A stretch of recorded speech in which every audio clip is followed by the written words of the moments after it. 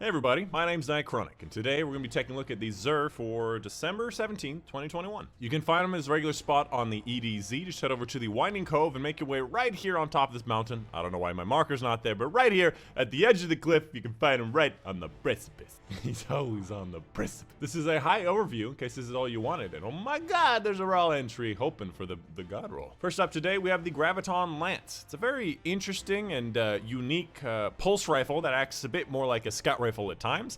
First of all, the second shot of the burst, of the two bursts, rips a hole through space-time, doing very high damage and high recoil with no damage fall-off. And that second shot does like 10 times the damage of the first shot, and essentially does around the same time to kill as a 390 pulse rifle. On top of that, it also has a kind of dragonfly-like thing. You get a kill, it creates void projectiles, kind of like those axiom bolts that seek towards enemies, and in PvP, this is an okay option. Used to be absolutely broken, but no longer is crazy broken. The catalyst actually increases the aim assistance, which is a very unique catalyst because aim assistance is quite useful.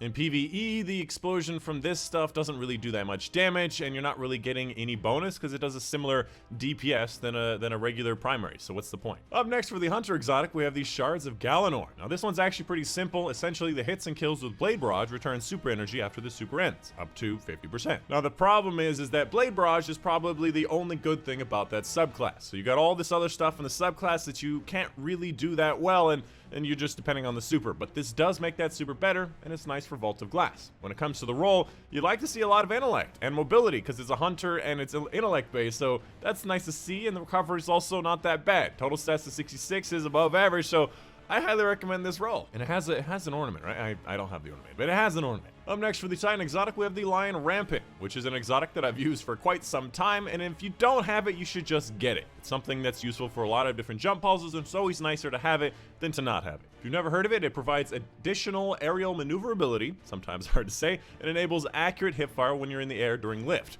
First of all, with hipfire weapons that have hipfire grip, or things like Last Sword or Deadman's Tail, this is actually really nice for the Titans. Not only that, in PvP you can defensive float above doorways. You're running from an enemy, you float above the doorway, you're up higher for a longer period of time than people expect, and you can shoot down on them from above. And furthermore, for PvE, technically this is the fastest PvE exotic. More than Dune Marchers, over a long period of time, you will go farther. And additionally, you combine this with Catapult and a sword, and you can stay in the air horizontally going forward for like 30 to 60 seconds. It's kind of ridiculous. You need one of these exotics if you don't have it. When it comes to the roll, it doesn't really matter what your roll is. I guess you want mobility, but in general you want a bit more recovery, so not the best roll, but also not terrible.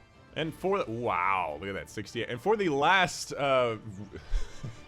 my words, for the last exotic is going to be the Warlock exotic, Lunafaction Boots. Total stats of 68 is quite high with recovery and intellect. That's pretty impressive, but if you've never heard of this, your rifts gain the additional ability to increase your weapon's reload speed to maximum. No matter what it is, it goes to maximum, and empowering rifts, which includes the well, makes your weapon's effective range doubled. That is true. Double the range, maxed out the reload. And that's why we often use it in DPS phase for raids. You have one well with Lunafaction, and everybody has maximum DPS that they can do with their weapon. Outside of that, it's kind of boring, and it's not really that useful. And again, the roll is actually kind of crazy. Although I will say, usually you're using Lunafaction in a raid, which usually means you had a rally flag. That usually means you don't need intellect, which is a weird thing to say when it's all about the well. But 68 and high intellect is never bad to have. Up next, let's take a look at the legendary weapons. First up, the Escape Velocity, threat detector, quick draw, some range stuff, some mag stuff, which is okay. If you like 900s for the lightweights, it's okay, but you could do better. The Last Dance, under pressure, tap the trigger. Seems like a pretty good PvP roll considering how much stat stuff that it has on it. This is a very good stat roll. Attack mag is amazing. After that, the Cold Denial. Send Moment, Eye of the Storm does not seem like it's very good. More stability stuff, not really what you're looking for. Toil and Trouble is generally just not that great. Again, an okay set of rolls, but could definitely be better.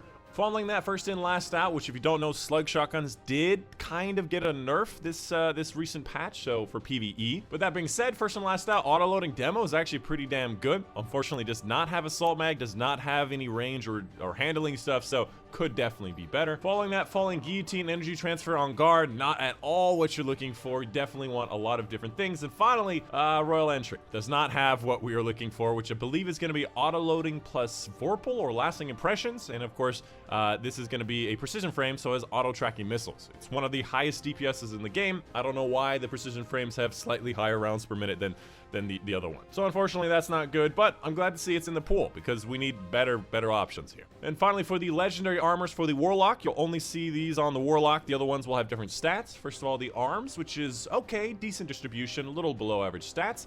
This one, a little better distribution, but very similar amount of total stats.